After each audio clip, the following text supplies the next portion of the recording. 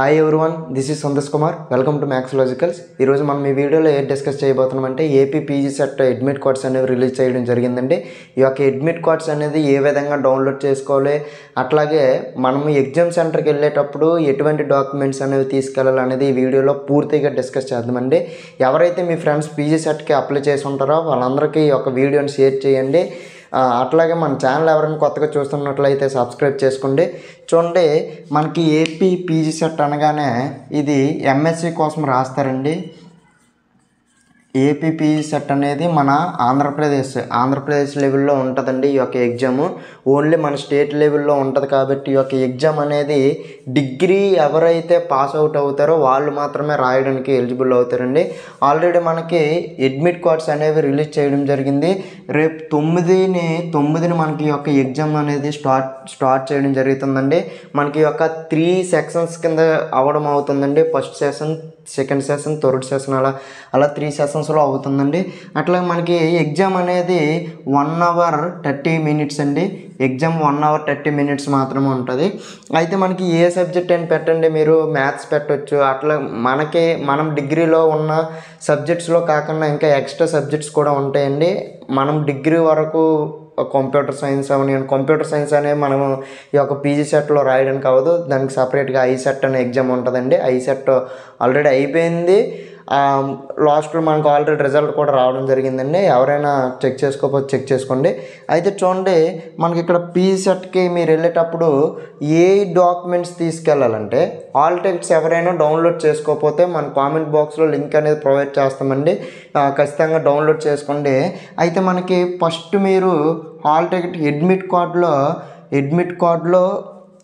కార్డులో మన నేము, మొత్తం మన ఫాదర్ నేము, మన యొక్క డిగ్రీ హాల్ టికెట్ నెంబరు, మొత్తం మన డీటెయిల్స్, మన సెల్ఫ్ డీటెయిల్స్ అనేవి సరిపోయాయో లేదో ఫస్ట్ మీరు చెక్ చేసుకోవాలండి. అది నెంబర్ 1 అండి. తర్వాత సెకండ్ మీరు చూడవలసింది ఏంటంటే, మీరు అడ్మిట్ కార్డుతో పాటు కొన్ని రిక్వైర్డ్ డాక్యుమెంట్స్ అనేవి తీసుకెళ్ళాలండి. అవి ఏంటంటే, ఫస్ట్ ఫోటో తీసుకెళ్ళాలండి. ఫోటోతో పాటు ఐడి కార్డ్ అండి. ఐడి కార్డ్ మీన్స్ మనకి ఇక్కడ ఏదైనా గవర్నమెంట్తో గుర్తింపు పొందిన ఏదో ఒక కార్డ్ అండి. ఆధార్ లేకపోతే డ్రైవింగ్ లైసెన్స్ లేకపోతే అట్లాగే 10th మార్క్స్ మెమో లేకపోతే పాన్ కార్డ్,